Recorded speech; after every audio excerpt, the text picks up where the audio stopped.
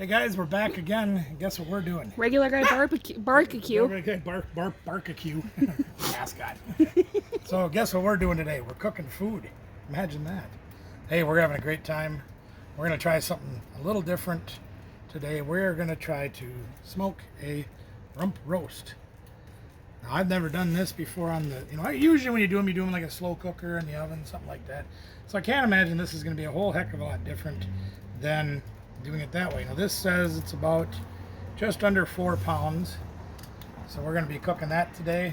So to get started, first things first and second things later. And 12 things, 12. So we are going to do a couple of different techniques on this piece of meat.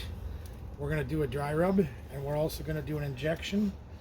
So we're adding just maybe a teaspoon or 2 of white pepper to our dry rub. Of course, turmeric, we like turmeric when we do dry rubs because it gives us a good color and there's a good flavor to it. So we'll probably add a tablespoon of that.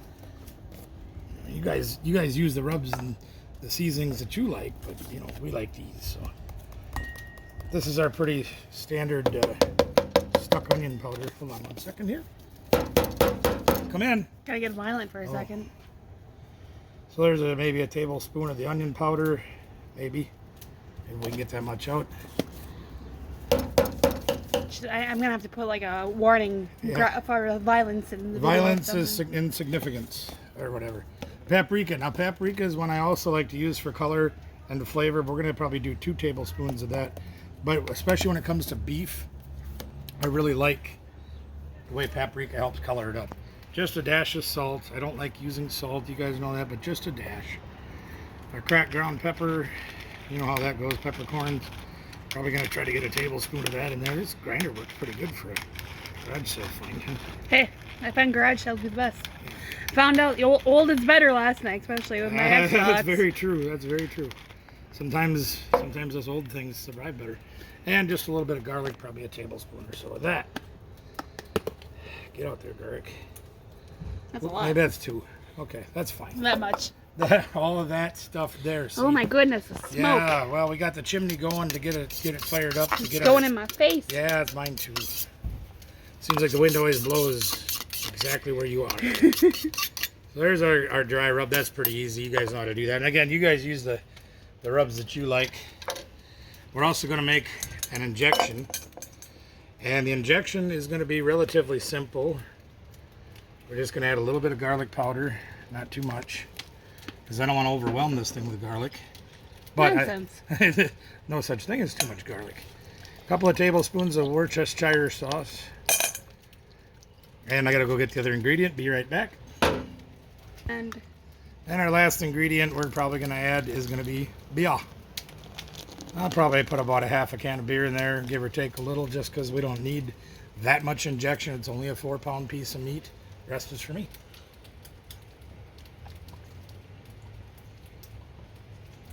oh, sorry, chug. Anyway, we got that out of the way. We won't waste any beer. Don't want to litter though. Oh, that's all right. It'll be okay over there. So that's our dry rub. Pretty simple. Our injection is going to be real simple. You've seen us do injections before. We'll show it to you real quick again. In the meantime, we've got to get this lady dressed. So let me clear the table off, and we'll show you what we're going to do. So here's our rump roast. We took it out of the plastic, and you can see it's got a little bit of a fat cap on it, but for the most part, there's not a lot of marbling in one of these things. So we've got to use some technique to add flavor and to get our moisture content up. So the first thing we're going to do to add flavor is we're going to take our fillet knife here. Take your frustration out. And stab and stab and stab. No, we don't do that. But what we're going to try to do, I fumble fingers. We're going to try to push this garlic down inside the meat. The whole clove of garlic right down in there. Okay? I want that piece. Yeah. Well, we're going to do that everywhere, so you don't have to worry about that. And I'm going to try to get like 2 of them in this one, just to get them down in there deeper.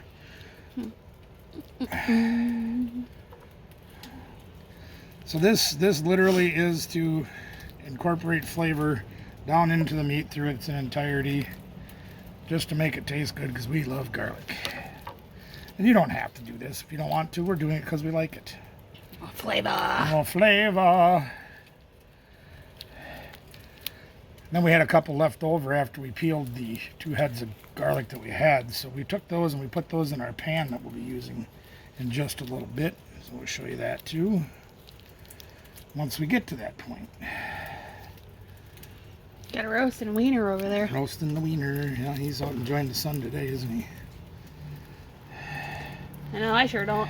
I'm not a big fan of the heat myself. I mean, I don't like the sub-zero temperatures, but the heat gets to me too, and this is pushing my limitations today. That's why autumn's the best season. Spring and fall are great. We like those both. Spring, no, because you ain't got all the bugs. They usually like but hay you get fever. flowers and things. But hay fever. But hay fever, though, that's true. Allergies are terrible. I mean, I can't breathe on a daily basis. As it Allergies are a is. terrible thing. I have allergies. You have allergies. We all have allergies. Somebody has With allergies bees. somewhere. All right. Oh, gee whiz. Okay. So I told you guys, you know, when you get older and you fought arthritis for 30 years, it's rough on your hands sometimes when you do this stuff. But Get that's my all arm away from that knife you're holding. right. You don't trust me? I do, but it's luck will slip. Well, that's true. I could slip. Anything can happen. Safety first. You know. That's why I'm fat. Cause then if that happens, I got extra cushion. I got built-in armor. Exactly. Never mind that leather or steel stuff. I got fat. You gotta be fat to thrive in Wisconsin weather. It's true. You do gotta have that Winters. extra insulation. That's very true. Built-in coat. I'm just doing a couple on the other side. You just got to one coming out. Yeah, I know. It doesn't want to play right, so I'm having a little trouble. There goes one on the ground. And I squeeze them out like pimples. Kind of. In a way, it seems like that, doesn't it? So we got to load it up with some garlic cloves, and that'll be really nice to have in there. And then the other thing we're going to do is we're going to inject this thing. Now, normally I would inject it from one of the sides that we put the garlic in, but because there's a fat cap on the bottom, I'm okay with doing it from the top. So again, we've got our real simple injection that we made up. You've seen us do this before. There's no right or wrong answer to how much you add, what you add. I'm already getting sprayed. Yeah, well, I think I got glasses on. I'm hoping this thing stays nice and juicy. And I think with some of the techniques that we're using, it should. Ooh, I just got sprayed. Nothing like wearing your dinner. Never mind playing with your dinner, you can wear it. You gonna have fun changing for a third time today? Probably. All right, so there's our injection. So that's about ready for that. And we're going to take the rest of our injection, and we're just going to pour it right in this pan. And I'm probably going to add a little more liquid to that because we want to use that as our water pan. Although we are using it a little bit differently than we normally do, that you've seen us do on a different level of the grill. We're just going to do it a little different today, but no big deal. So our charcoal is nice and super hot in our chimney. And again, same technique you've seen us use many, many times in the past. We're going to pile it all up on one side. So my arm's burning, so do we just get out of there? He's never cooperating. Here, better help. we want all the charcoal to be on one side, so we can use the indirect heating technique that you know and love so well. And then that'll give us our low and slow to make this roast nice and tender. Now you can probably put in the comments if you think that rump roast is probably already nice and tender. It may very well be. I don't know. Again, I'm used to doing ribs. I'm used to doing briskets. I'm used to doing shoulders. I'm used to doing tough cuts of meat. The other times I do meats, I do steaks, you know, things like that, the kielbases. So a lot of times these techniques that I'm applying to some of these meats for something different may not necessarily be needed. But that's all right. We don't mind. All right, last step. We're going to dry rub this thing, and then we're going to let it sit for about maybe 15 minutes or so. And I don't know if this is actually considered a dry rub, but it's a seasoning. It is now. It is now. This is rub. You putting some dry in there and you rub it in? Yep.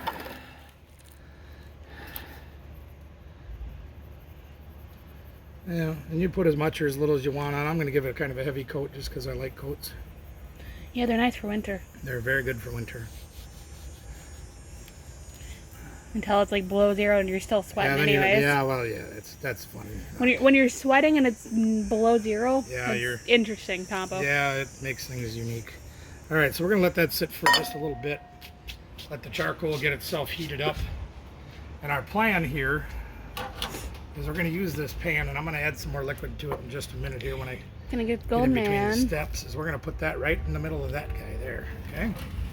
And the idea behind that is to keep it off of the pan directly so we don't get that mushy side, that you know, kind of just soft, icky side. We want it to get crisp all the way around the best we can, but we want to keep it off of the grill directly and have that pan down below so we can incorporate more moisture into the low-fat meat. So I'm going to scrub the grill quick. I'm going to add more liquid to that, and then when we get her on here in just a minute, we'll show you. Be right back. So guys, I've been doing a little thinking that this thing's been cooking. It's been probably 2 hours or so, and it's at 135 degrees. And I'm thinking to myself, you know, by the time I do this and then do the next step, this thing might get overdone. We don't want overdone. So I'm gonna pull it off. It's at 135 degrees. Take a look at that. Ooh. We've turned it a few times. We've done what we normally do. We've added actually more moisture to the pan, and it's almost gone. That's okay. I'm all right with that. So we're gonna pull this off. Hopefully I don't burn my hands. Looks delicious. Look at that. There we go. All right. So here's what we're gonna do. Oh, the garlic sticking out. Yeah, the garlic kind of just decided to migrate. Don't Go mind ahead. me. Go ahead. See what it tastes like. See what the garlic tastes like. You know what? Just because she did it now. Roasted garlic. Yeah. I mean, how do you beat that, right? Okay. So I want this thing to rest. I want this thing to. It's dribbling. Yeah. There's still a lot of moisture in there, ain't there? That's the big thing. You know, when you got meats that don't have a lot of marbling, like this thing didn't have a lot, you got to learn to tear tinfoil because, oh my God, man, that's strong tinfoil. Anyway, so we're going to double wrap this in tinfoil.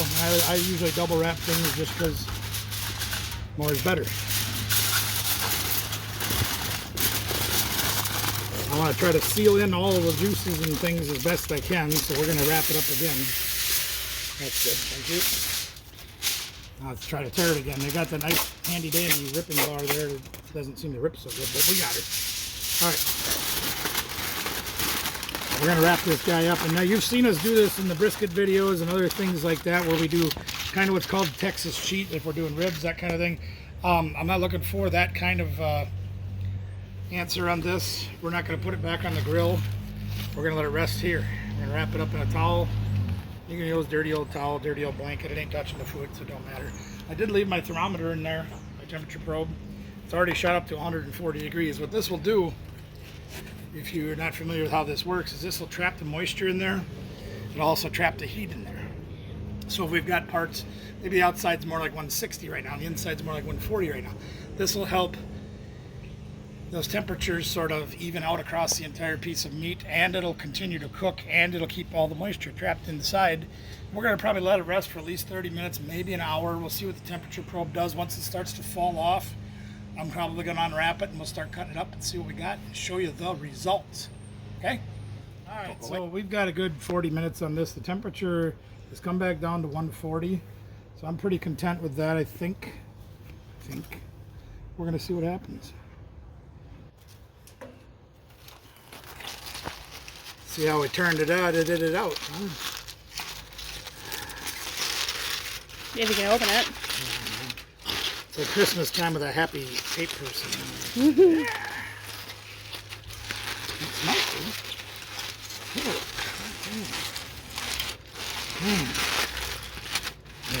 There she is. All right, I'm gonna have to try to do a couple of things at the same time here. Let's see what we can do. Can I pause for a second? There. Can you pause for a sec? No, you're okay. Don't worry. No, I. Oh, go ahead. Again, take two. All right, here we go. So we got the towel out of the way. There's our foil. There's our juices in there. Definitely juice. Tender? We're gonna wait to see. I don't know. Oh, there's another garlic that fell out. Alright. When they fall out, you just gotta get it. Hide the evidence. Don't let nobody see. All right. So let's see what we got, shall we? You can see there's nice color on the outside from all our gorgeous paprikas and looking. things. It looks phenomenal. Oh, that looks gone. What do you think of that? Woohoo. Now take a look. Look at the juice from out of there. So, I mean, this piece had almost no fat in it whatsoever. And yet we've got all that juice rendering down through there. I'm going to try one without the garlic and try one with the garlic, okay? First without. I like what That's a fatty piece too. that was a fat cap. Yep, I'll try that one when you're done chewing. Never mind that. What do you think? Is it all right? All right, I'll try one too, just because I can. Oh, yeah. No. Now, I will tell you this. I would have liked to have cooked it a little longer because I think it would have got a little more tender.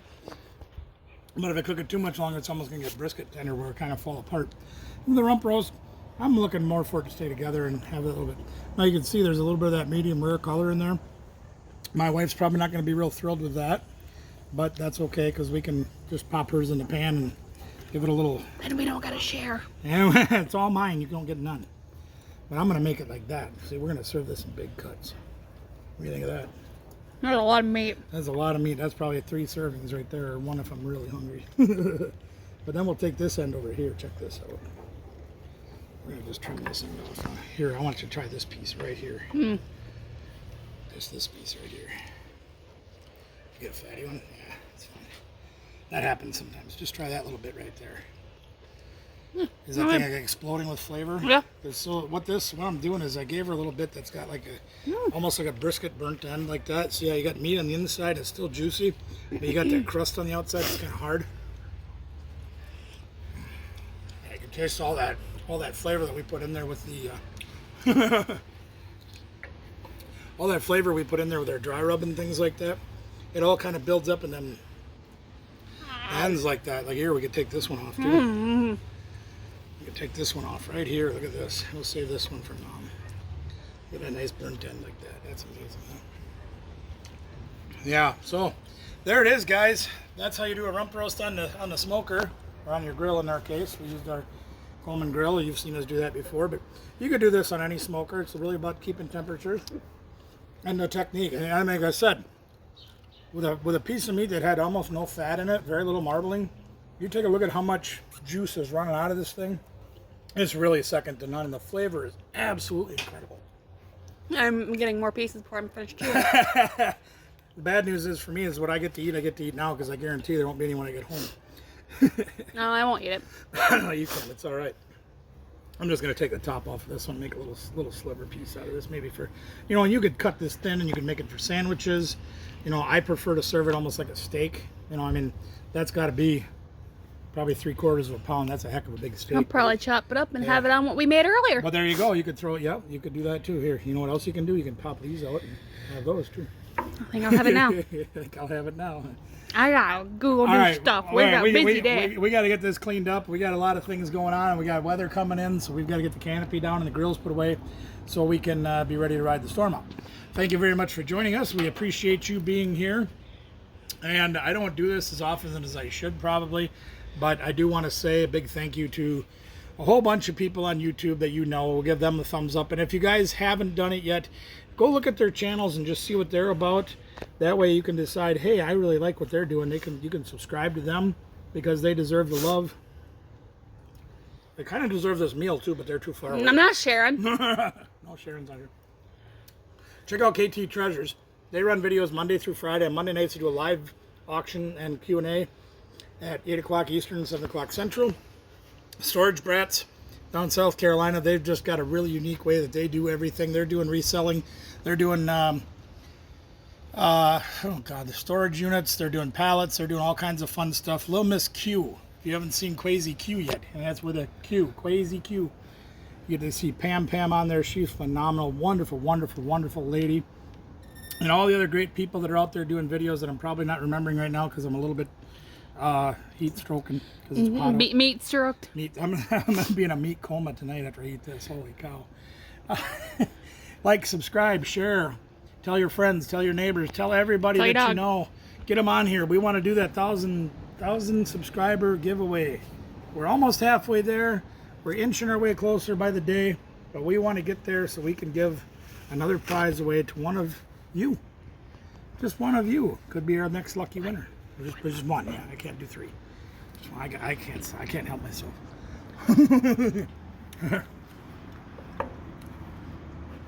Man, it's so good. All right. We're going to clean up, get out of here. Thanks for joining us, everybody. We'll see you on the next one.